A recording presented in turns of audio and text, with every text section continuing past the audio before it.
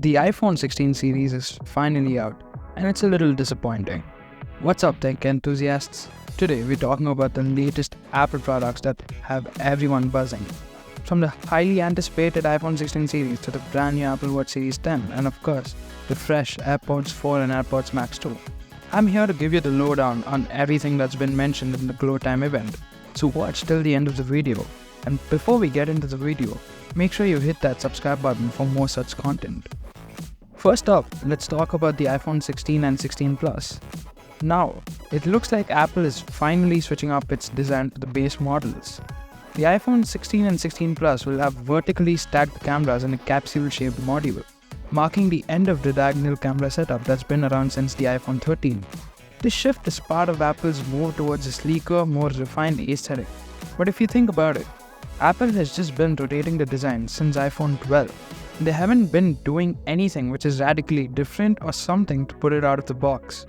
This is done just to make it a little different from the previous model and to identify that it's an iPhone 16 and not one of the older models. Another reason for the vertically stacked cameras is that it is arranged to look like it has two eyes, which means now it can record spatial videos and photos since the main camera and the ultra-wide camera are sitting next to each other in a vertical alignment.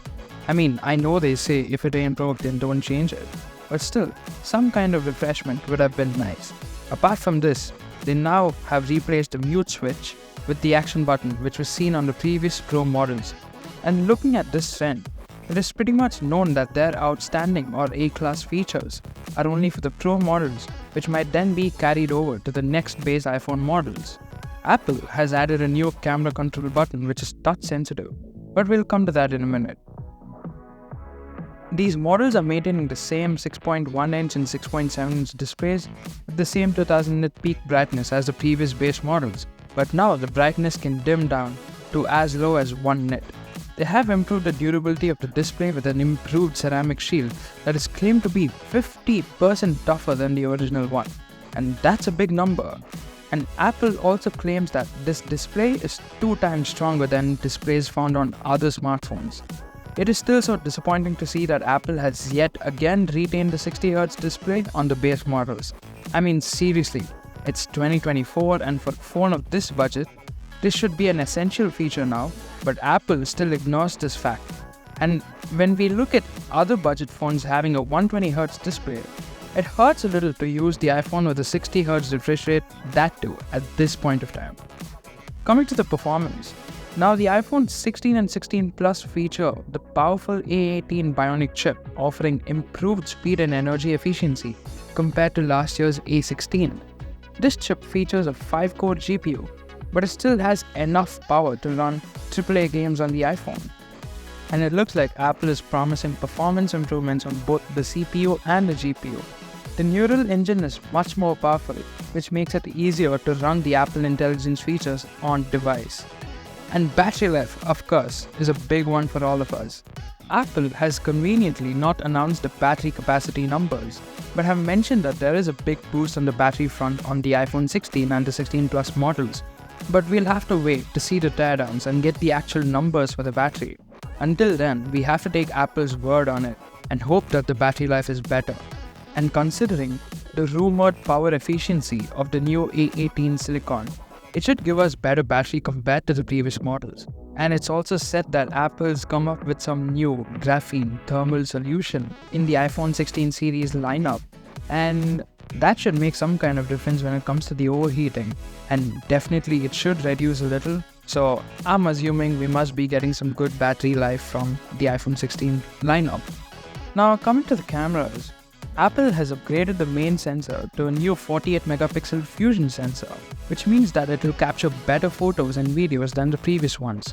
And even the ultra-wide lens uses a new sensor that also has autofocus capabilities as well as macro mode. Now looking at this, it should definitely perform better on the low light, but these improvements are not so big. Now coming to the main highlight, Apple definitely focused a lot on this one. It's called the camera control. It's basically a touch capacitive button on the right side below the power button, which lets you control the camera in several different ways. Well, this is not something we haven't seen before, but the way it has been integrated into the system is good. There are different things you can do with the camera control button, such as clicking on the button opens the camera app. Sliding on it lets you zoom in or out of the frame. Hold on the button and you start recording a video instantly. Give a light double tap on the button and you get much more controls through which you can change the focus, aperture, exposure and much more. I won't say this is groundbreaking or anything, but definitely to people who use the iPhone more for shooting a video or taking a photo, this is definitely an added benefit for them. But in my perspective, this is just another way of making it look a little different than the previous one, just to show that there are some differences. But on the other hand, since the 16 and the 16 Plus have got the action button now, which can be customized to open the camera and click a picture, I'm not so sure why Apple would actually go and put another button on the other end of the phone, which basically does the exact same thing, which is clicking a photo or shooting a video with some little extra functions. Honestly, to an average iPhone user, this really doesn't matter, and the situation of that user using that button is not so frequent. But one thing that Apple has done good is the camera control button is not just limited to the camera app. They even did showcase on how the camera control button works on Snapchat, and it looks pretty good, so that's a good thing, Apple. Colors, right. So they have released a new color called Ultramarine, which is a bit too flashy for my liking. But you let me know on whether you like it or not. They have 4 additional colors, which is pink, green, black and white. I honestly like the green and black out of the lot because it has a very minimal vibe and it looks clean. Now, coming to the price, there have been no changes when it comes to the price. The iPhone 16 still starts at $799 for the 128GB variant, and the 16 Plus starts at $899 for the 128GB variant. Now, this is the cheapest iPhone that you can get to experience all the Apple Intelligence features. In my opinion, the iPhone 16 is not a significant upgrade over the previous iPhone 15, though it has some tweaks here and there. If you're coming from an iPhone 15, then I really wouldn't suggest you to upgrade unless you want the AI features and the camera control button. But if you're coming from an older model, then it'll be a good upgrade. But wait for my review and I can tell you exactly on what's the right thing to do. Now, coming to the big ones, the 16 Pro and the 16 Pro Max.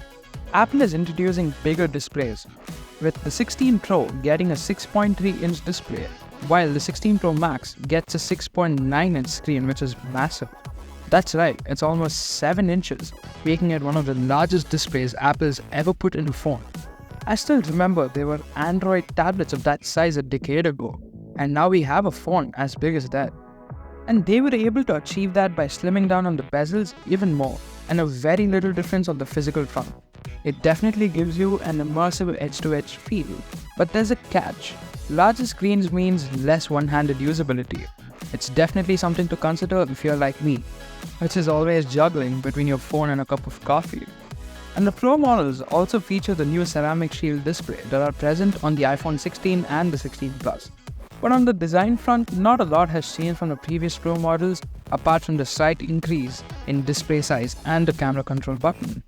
This time, all the 4 models of the 16 series are getting the camera control button, and it is not just limited to the Pro models, which is a nice touch. Coming to the camera, the 16 Pro models have a lot going on here. They now feature a new 48-megapixel sensor, which they call as Fusion Camera, and that's because it has 2x in-sensor zoom.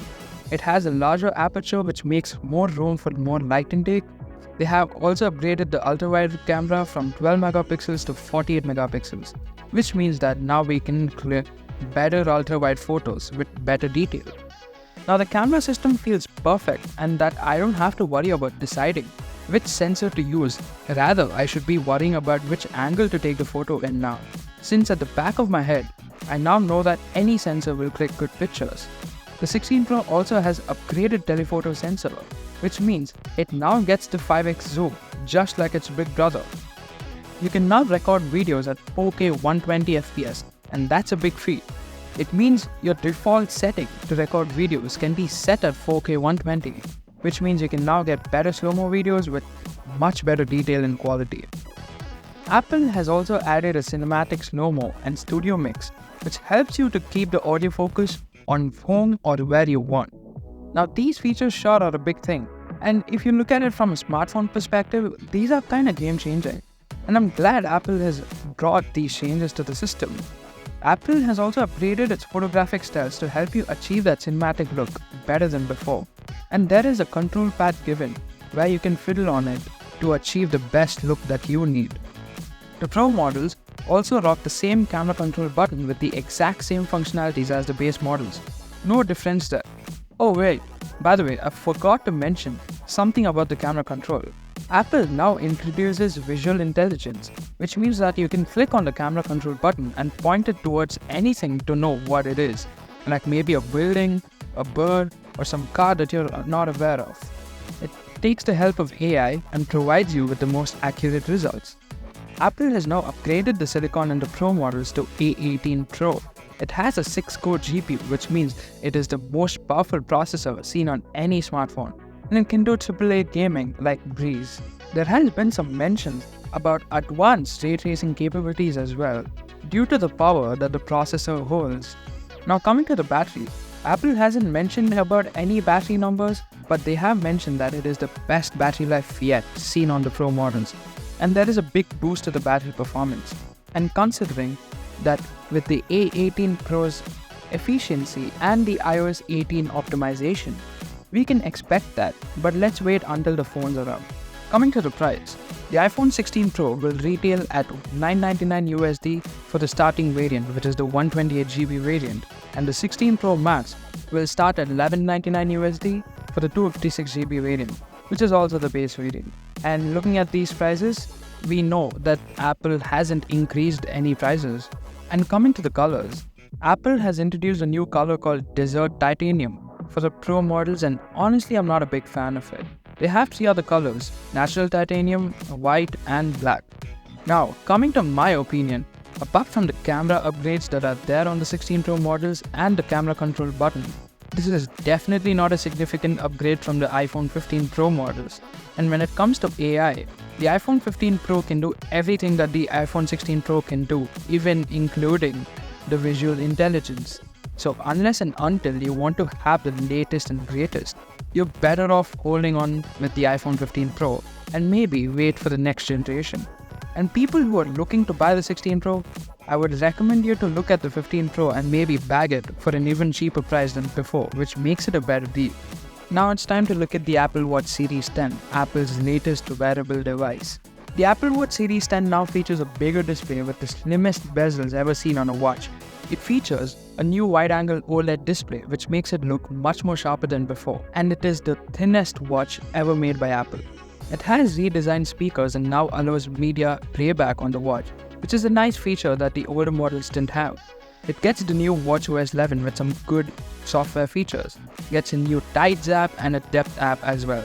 It now comes in a polished aluminium variant and the titanium variant, which also marks the end to the stainless steel variant. They use grade 5 titanium for the watch. The Apple Watch now has sleep apnea detection and lets you know if you have it or not with a warning, and if you do, then it's a good thing to consult it with your doctor. It now has custom swim workouts that can be tailored to your needs while swimming. The Apple Watch also boasts some intelligent features when it comes to translation, Siri and workouts as well, but more on that when the watch is out for sale. It now gets up to 18 hours battery life and also has the fastest charging ever on an Apple Watch, which means it can now charge up to 80% in just 30 minutes, which is a good thing to have. The Series 10 now starts at $399 USD. It is no doubt a rock-solid watch for people who are looking to buy an Apple Watch for the first time, but definitely wouldn't recommend to upgrade over the Series 9 or 8 if you have one. And last but not least, let's talk about the Airpods 4 and Airpods Max. Well, there's not much of a difference when it comes to the Airpods Max apart from the new colors and USB-C charging. That's it. That's the only difference. But when it comes to the Airpods 4, that's not the case. There have been some really good upgrades from the 3rd gen of AirPods. The Airpods 4 now has ANC built in and it has a transparency mode as well.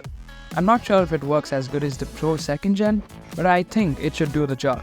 It now supports Siri interactions, that is nodding your head to answer or decline the calls, which is a good feature.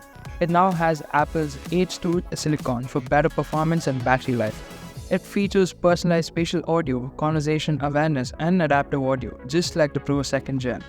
There have been some changes in the design of the AirPods 4 which makes it the best fitting AirPods ever, as claimed by Apple. And also, Apple has changed the acoustic architecture which helps it produce better sound quality than the previous one. And coming to the case, it now has USB-C charging and also supports wireless charging, which is an added benefit. And since it supports USB-C charging, the box no longer contains the charging cable, since Apple assumes you to have a USB-C charging cable lying around at your house now. Apple, honestly, where does it stop? You charge a premium and now you don't provide a cable as well. I'm sure in the coming years we won't get the silicone tips either, since Apple will assume us to have them lying around as well. And coming to the price, the AirPods 4 without ANC costs $129 and with ANC will cost $179. So if anyone is looking to get their hands on AirPods, this is a good recommendation for those who are in a budget yet will have a great experience for the price. All the products can be pre-ordered now and will be available from the 20th of this month. And that's a wrap, folks. This is what has been covered in the Glow Time event. So let me know your thoughts on these devices and if you're planning to buy any of these and whether you think these are good upgrades over the previous ones. I will give you my initial impressions and reviews once the devices are out for sale, guys. Until then, keep an eye out on the channel for more such content. Drop a like if you liked the video and hit the subscribe button and the bell icon so you don't miss any of our videos. See you guys in the next video, and until then, stay safe and peace out, guys.